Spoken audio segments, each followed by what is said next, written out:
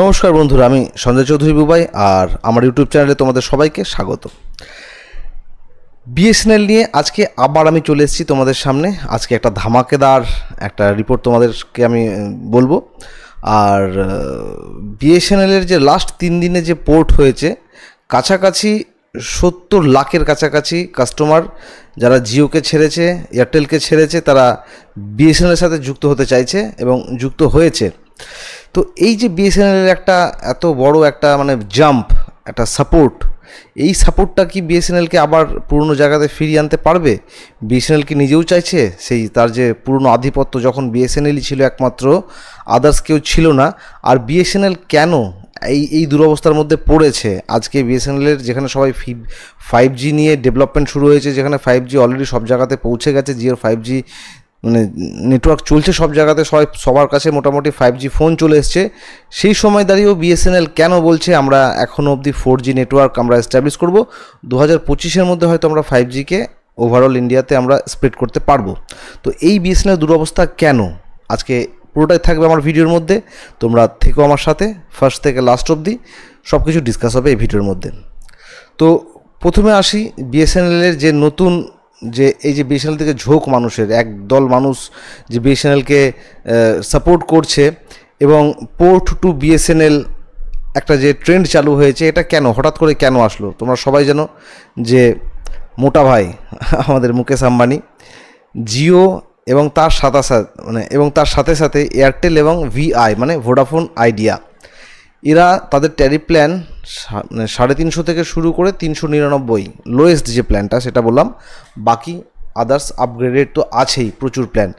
এবার এটা যারা বড় লোক আর কি, তাদের জন্য খুব একটা কষ্টকর ব্যাপার না, কিন্তু মধ্যবিত্ত গরিব ফ্যামিলি তাদের জন্য কিন্তু এটা কষ্টকর ব্যাপার। আর ইন্টারনেট এখন এমন একটা জিনিস, প্রথমে ছিল খাদ্য, বস্ত্র, বাসস্থান, 3টে হলে মানুষের হয়ে যেত। এখন 3টে হলে হয় না, এখন 4টে লাগে মানুষের। কি কি? খাদ্য, বস্ত্র, বাসস্থান এবং ইন্টারনেট। ইন্টারনেটটা মানুষের সাথে ওতপ্রোতভাবে জড়িয়ে গেছে। কিভাবে জড়িয়েছে দেখুন, কিছু লোক আছে যারা শুধুমাত্র ইন্টারনেটের ভরসাতেই তাদের জীবিকা নির্বাহ করে। যেমন আগে তো ক্যাফে ছিল, ক্যাফে থেকে অনেক ইনকাম করতো। এখন যেমন যারা শেয়ার মার্কেট করে, শেয়ার মার্কেটের কেনাবেচা করে, তাদের একমাত্র ভরসা কিন্তু ইন্টারনেট। প্লাস বেশ কিছু সংস্থা বেরিয়েছে, বেশ কিছু এডুকেশনাল সংস্থা, যেগুলো যারা ইন্টারনেটের মাধ্যমেই তাদের পরিষেবা দিয়ে থাকে ছাত্রছাত্রীদেরকে। আগেকার দিনে মনে হতো যে মোটামুটি 3-4 বছর আগেও মনে হতো যে স্কুল বা কলেজ ছাড়া টিচার যেখানে পড়ায়, সামনাসামনি টিচারের সামনে না থাকলে হয়তো শিক্ষাদান বা শিক্ষাটা ঠিকঠাকভাবে পরিপূর্ণ হয় না। কিন্তু দুনিয়া পাল্টে গেছে এই ইন্টারনেটের জগতে। এখন প্রচুর অনলাইন টিউটোরিয়াল প্রোভাইড করা হয় বিভিন্ন সংস্থা থেকে, বিভিন্ন স্কুল থেকে, কলেজ থেকে, বিভিন্ন একাডেমি থেকে, এবং সেই ভিডিও টিউটোরিয়ালগুলো পড়ে অনেকেই ভালো রেজাল্ট করছে এবং তাদের অনেক সমস্যার সমাধান হয়ে যাচ্ছে। যেমন আমি যদি মনে করি যে আমি পশ্চিমবঙ্গ থেকে আমি দিল্লির টিচারের কাছে পড়াশোনা করব, উপায় নেই, একমাত্র উপায় হচ্ছে ইন্টারনেটের সাহায্যে আমি অনলাইনে পড়াশোনা করতে পারবো। আদারওয়াইজ তারা আমাকে ভিডিও ফাইল প্রোভাইড করবে, সেই ভিডিও ফাইল দেখে আমি তাদের সাথে কমিউনিকেট করে সেই ভিডিও ফাইল বুঝে আমি পড়াশোনা করতে পারবো। তো সুতরাং এডুকেশনের জন্য ইন্টারনেট খুব গুরুত্বপূর্ণ একটা মাধ্যম এখনকার দিনে। তো এই ইন্টারনেটের যদি যে ট্যারিফ, সেটা যদি হাইক হয়ে যায়, তাহলে এটা অনেকটাই অসুবিধার মধ্যে পড়ে মানুষ। আর বিশেষ করে স্টুডেন্ট লাইফে যারা রয়েছে, তাদের তো খুব একটা সোর্স অফ ইনকাম তো এখন কিছু নেই। এখন তো তারা বাবা মার কাছ থেকে সাপোর্ট নিয়ে, আত্মীয় স্বজনের কাছ থেকে সাপোর্ট নিয়ে তারা পড়াশোনা করছে, আদারওয়াইজ লোন নিয়ে পড়াশোনা করছে। তো হঠাৎ করে যদি এই হাইকটা চলে আসে, তাহলে কিন্তু তাদের রিচার্জ করা প্রতি মাসে সেটা সাধ্যের বাইরে হয়ে যাবে। আর এই জন্যই কিন্তু লোকে বিএসএনএলের দিকে ঝুঁকছে।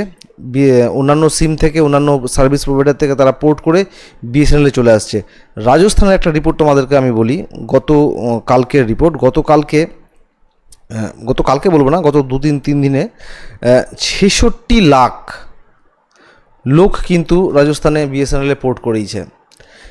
তো গোটা দেশে মোটামুটি 10 লাখের ওপরে, আমি যা জানি 10 লাখের ওপরে অলরেডি নতুন সিম কানেকশন নিয়েছে, অথবা পুরনো সার্ভিস প্রোভাইডার থেকে বিএসএনএলে তারা পোর্ট করে গিয়েছে। তো এইটা একটা খুব ভালো জিনিস। আর একটা জিনিস আমি বলবো যে এই যে মনোপলি, এই যে প্রাইভেট সংস্থাগুলো, যেখানে জিও, এয়ারটেল এবং ভিআই মানে ভোডাফোন আইডিয়া, তারা নিজেদের ইচ্ছা মতন ট্যারিফ প্ল্যানকে বাড়িয়ে দিচ্ছে, এর কি কোনো কন্ট্রোল নেই? এটা কি কন্ট্রোল, সরকার কি কন্ট্রোল করতে পারে না? আমি জানি না পারে কি পারে না, তবে এদের মনোপলি এমন তৈরি হয়ে গেছে, এরা যখন যা ইচ্ছে মতন তাই করছে। জিও সিম প্রথমে ফ্রি দিয়েছিল, মানুষকে এমনভাবে ওরা নিজেদের কবজায় করেছে যে প্রথমে ফ্রিতে নাও, একদম ফ্রিতে নাও, ফ্রিতে নেওয়ার পরে তুমি তারপরে এমন অভ্যাস লাগিয়ে দিল, সবাই যখন ইন্টারনেটের অভ্যস্ত হয়ে গেল, তখন হঠাৎ করে নতুন ট্যারিফ নিয়ে আসলো, এবং সেই ট্যারিফ প্রথম থেকে আজ অবধি বেড়ে চলেছে, তো বেড়েই চলেছে, থামার নাম নেই। এইটা এই ফ্রিতে ব্যবস্থা দেওয়ার যে ব্যাপারটা, এটা অনেকটা আমার একটা বন্ধু গল্প শুনিয়েছিল, আমি আপনাদেরকে বলি। যে একটা জায়গাতে একটা সভা হচ্ছে, সেই সভাতে দূর দূরান্ত থেকে লোক এসছে। লোক এসে জিও কী করলো, সেখানে একটা তাঁবু টাঙিয়ে দিয়ে সবাই করেছে, রাতে থাকার ব্যবস্থা করে দিয়েছে। বলছে যারা বাড়ি যেতে পারবে না তারা এখানে থাকবে, এবং ফ্রিতে, কোনো পয়সা কড়ি লাগবে না, কিছু লাগবে না।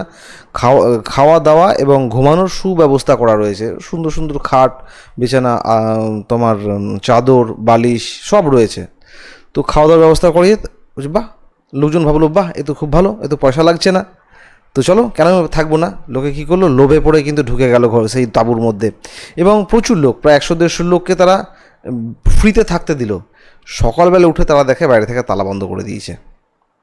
মানে প্রাথমিক যে কৃতকার্য, অর্থাৎ পায়খানা বাথরুম করার জায়গা ছিল, বলছে বাইরে বেরোনো যাবে না, হ্যাঁ, তোমাকে ভেতর থেকে সব স্নান পায়খানা বাথরুম করে বেরোতে হবে, এবং পায়খানা বাথরুমের জন্য পার হেড 200 টাকা করে লাগবে।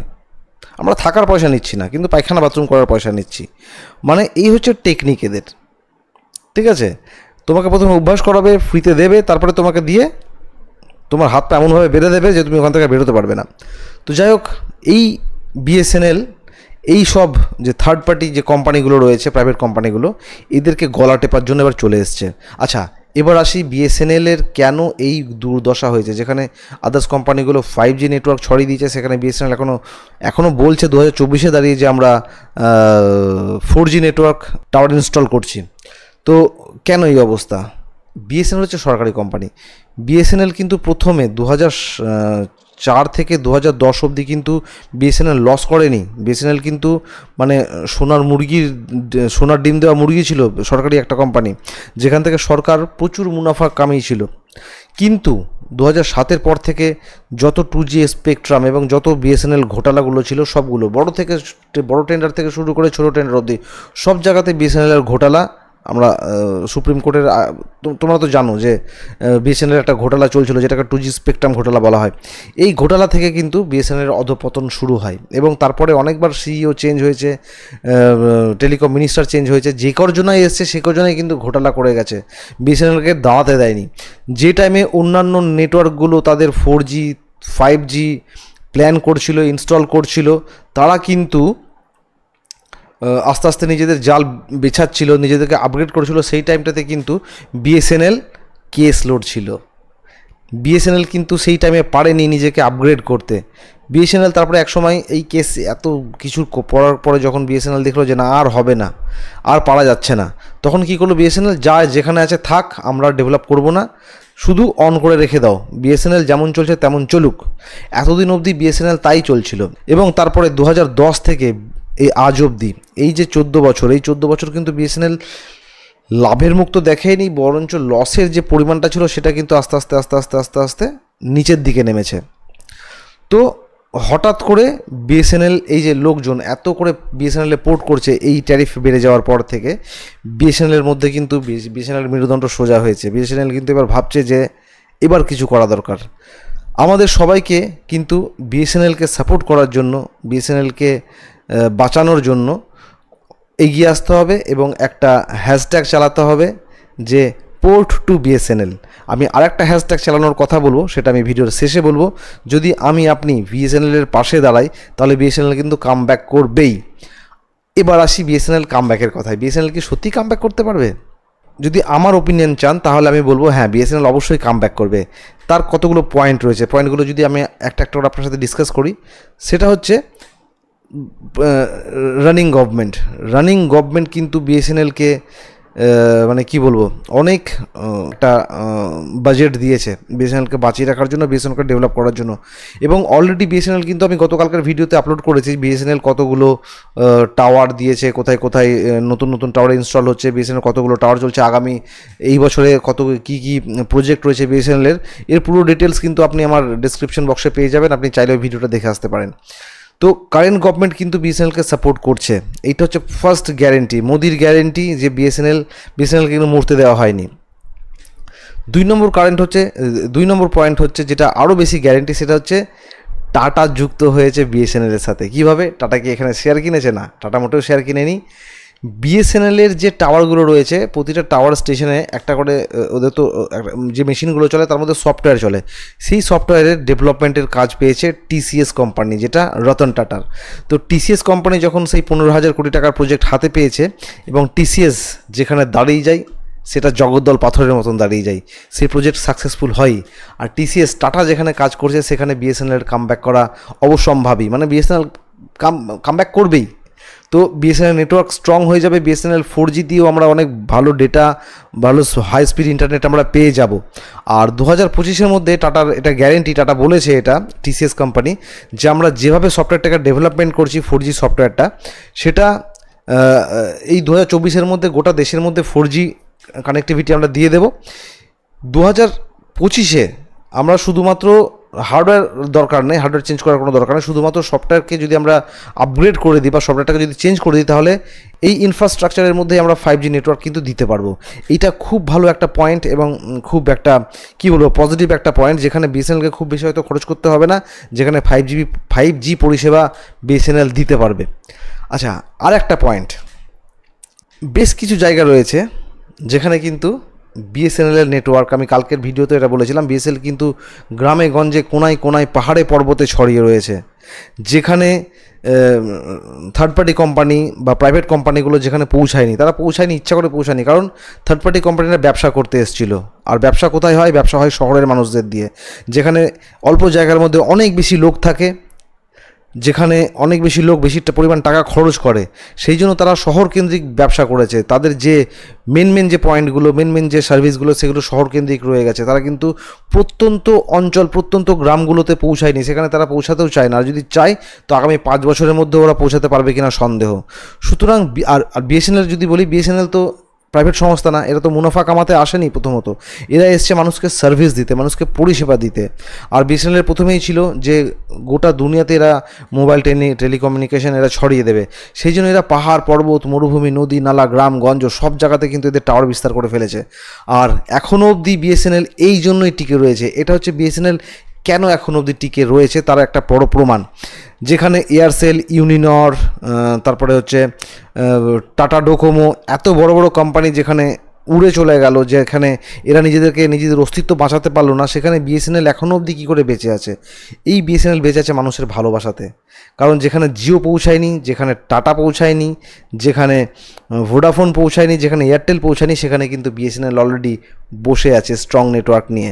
হ্যাঁ, হতে পারে সেখানে 4G নেই, সেখানে এখনও 2G নেটওয়ার্ক কাজ করছে, কিন্তু সেখানকার মানুষ কিন্তু তাদের কমিউনিকেশন করার জন্য এখনও বিএসএনএল ইউজ করে। তো বিএসএনএলের প্রতি মানুষের একটা ভরসা প্রথম থেকেই ছিল, আর এখনও অবধি বিএসএনএলের সিম প্রচুর অ্যাক্টিভ রয়েছে।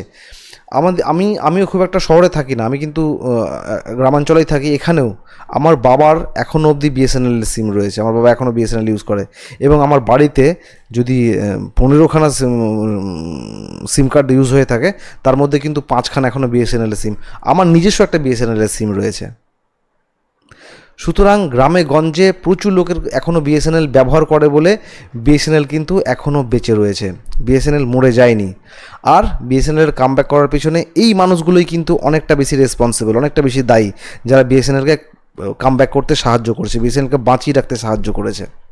যেহেতু টাটা বিএসএনএলকে সাপোর্ট করার জন্য যে প্রজেক্টটা পেয়েছে, এই টাটার সাহায্যে বিএসএনএল কিন্তু খুব তাড়াতাড়ি নিজের লক্ষ্যে পৌঁছে যেতে পারবে। আর তাই আমি যে বলেছিলাম একটা হ্যাশট্যাগ চালানোর কথা, সেটা হচ্ছে টাটা কা বিএসএনএল। এই হ্যাশট্যাগ যদি আপনি চালাতে পারি, তাহলে কিন্তু দেশের মধ্যে একটা জাগরণ তৈরি হবে। আর সেই জাগরণের মাধ্যমে কিন্তু অনেক মানুষ আরও বেশি, যারা এখনও আসতে চাইছে না বিএসএনএলে, যারা ভাবছে আর কিছুদিন দেখি, তারাও কিন্তু বিএসএনএলে আসতে বাধ্য হবে। আর যত বেশি কনজিউমার বিএসএনএলের সঙ্গে যুক্ত হবে, তত বেশি বিএসএনএল নিজেকে স্প্রেড করতে পারবে, তত বেশি খরচ করতে পারবে। তাদের বুকের মধ্যে সাহস আসবে যে না, আমরা এখনও এর পেছনে আমরা খরচ করতে পারবো, মানুষ আমাদের সাথে রয়েছে। তো বন্ধুরা, আজকে এটুকুটাই, দেখা হবে আগামী ভিডিওতে অন্য একটা টপিক নিয়ে। ততক্ষণের জন্য গুড বাই, সবাই ভালো থাকবে, সবাই সুস্থ থাকবে।